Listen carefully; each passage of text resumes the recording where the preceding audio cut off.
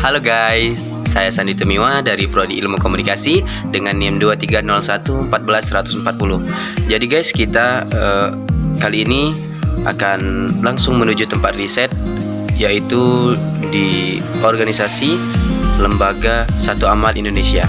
Untuk kelanjutannya, tetap tonton guys.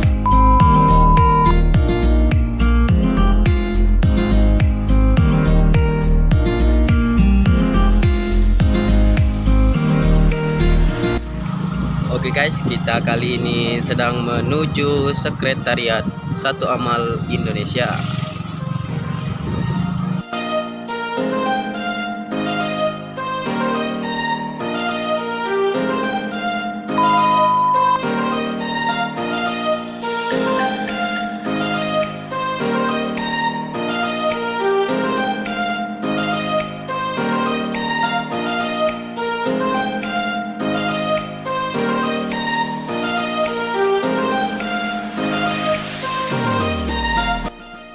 Oke guys, sekarang kita sudah sampai di Sekret, rumahnya perkumpulan para relawan Satu Amal Indonesia. Kalau begitu kita langsung masuk.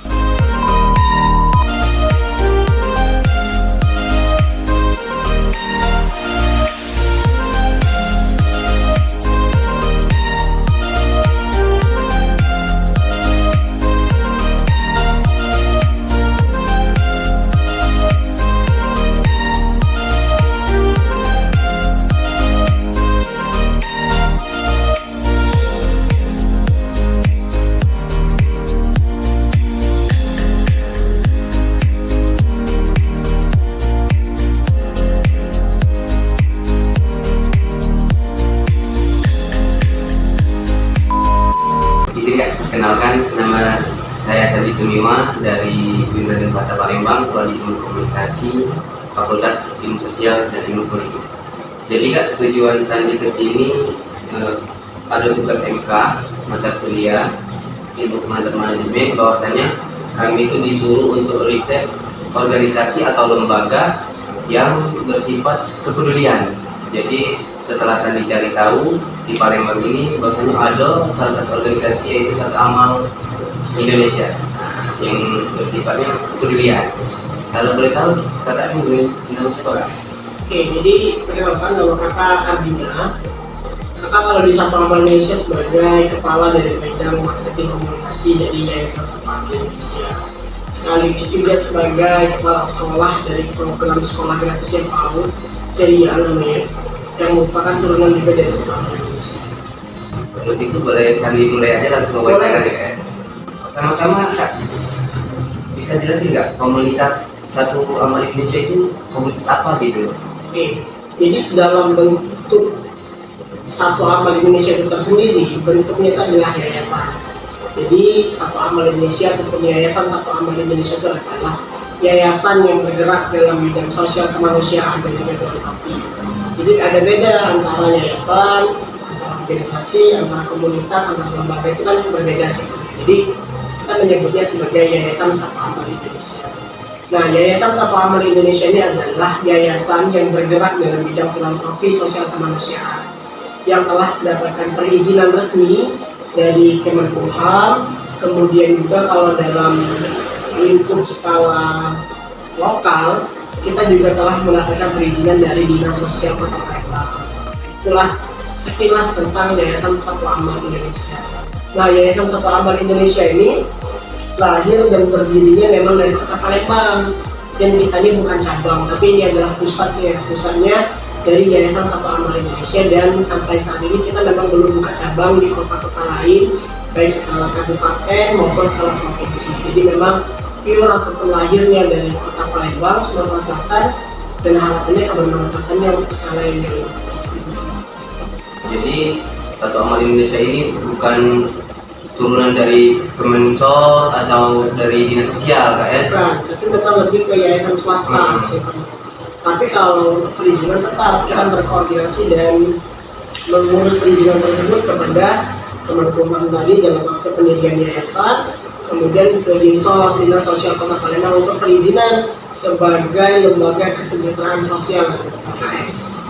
Pertanyaan selanjutnya nih kak, eh, setiap organisasi itu pasti punya sejarah nih kak ya. Nah, boleh nggak sih kakak jelasin sejarah berdirinya Satu Amal Indonesia ini gimana? Oke, jadi kalau sejarah berdirinya Satu Amal Indonesia, historikalnya itu adalah sebelum adanya Satu Amal Indonesia ini ada yang namanya Sinergis Sriwijaya Peduli (SSP).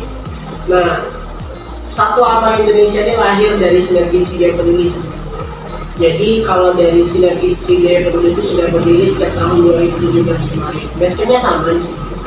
Sinergis Sriwijaya Peduli dulu berdiri dari tahun 2017, tapi 2017. Nah, karena sifat dan juga kenamaannya itu sifatnya lokal, Sinergis Sriwijaya Peduli, jadi kita pada tahun 2020 pada saat pandemi itu berkeinginan bagaimana kegiatan dan aksi yang kita laksanakan hari ini bukan hanya dirasakan manfaatnya oleh masyarakat Sumatera Selatan ataupun bumi Sriwijaya lah kalau dari segi nama. Bagaimana kita kepengen nih melalui kegiatan kita ini dampaknya tuh jauh lebih besar lagi. Itulah kenapa salah satu alasan ataupun sejarahnya di tahun 2020 kita mendirikan yayasan baru turunan dari Sinergis Sriwijaya Peduli itu. Pada tanggal 3 November tahun 2020, Satu Amal Indonesia itu resmi kita publikasi ke publik. Dan kalau sekarang ada pertanyaan, Kak, bagaimana dengan Sinergis Sriwijaya Peduli? Jadinya di tahun 2023 ini, Sinergis Sriwijaya Peduli yang sebelumnya adalah induk dari Satu Amal Indonesia, kemudian lahirlah Satu Amal Indonesia kan berdiri sendiri-sendiri. Nah, di tahun 2023 ini ada mergerisasi, penggabungan. Jadi Sinergis Sriwijaya Peduli yang melebur ke dalam Satu Amal Indonesia ini sekarang hanya ada Satu Amal Indonesia, tidak ada lagi Sinergis Sriwijaya Peduli. Kalau boleh tahu nih kak, kegiatan Satu Amal Indonesia ini apa aja? Kalau kegiatan Satu Amal Indonesia, kita tuh berfokus kepada 4 bidang. Pertama itu bidang pendidikan, yang kedua itu program sosial kemanusiaan, yang ketiga kita fokus dalam bidang kebencanaan. Fokus kajian yang keempat itu adalah bidang kerelawanan. Itu adalah 4 fokus bidang dari Satu Amal Indonesia. Ini pertanyaannya ini agak sensitif ya kak ya. Uang masuk atau donatur Satu Amal Indonesia itu dari mana aja kak? Oke. Kalau terkait donatur dari Satu Amal Indonesia sejauh ini dari 2020 sampai 2023, tipe donatur kita tuh adalah donatur perseorangan yang kita memang hubungi personal to personal. Kita memang ada tim fundraisingnya namanya. Jadi memang tim tersebut yang tim penghimpun dana tadi kita sebut dengan tim fundraising yang mereka bertugas untuk mengajak dan menawarkan kalau ada masyarakat yang berkenan untuk ikut dalam aksi kebaikan melalui sebagai donatur. Nah, terus cara pengelolaan uang di Satu Amal Indonesia itu gimana?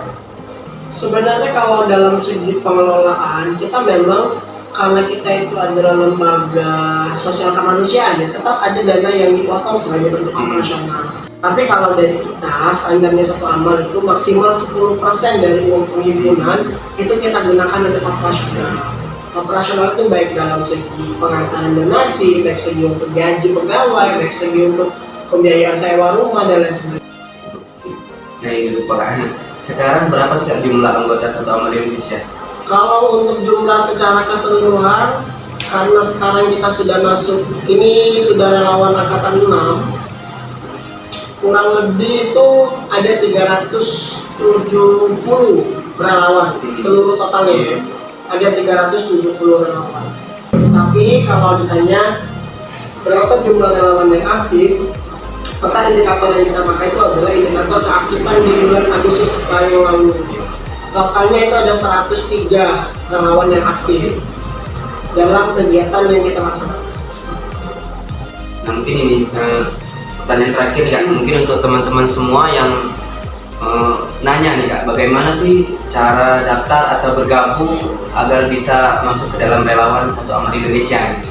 Memang menunggu waktu oprek, tapi yang opreknya Satu Amal Indonesia itu 1 tahun sekali, entah itu di akhir tahun ataupun di awal tahun. Nah kalau seperti di tahun 2023 ini, kita kemungkinan opreknya itu di akhir tahun.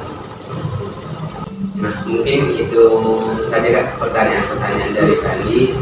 Mungkin sudah cukup menjawab. Saya ucapkan terima kasih atas waktu dan menjawab pertanyaan saya ini.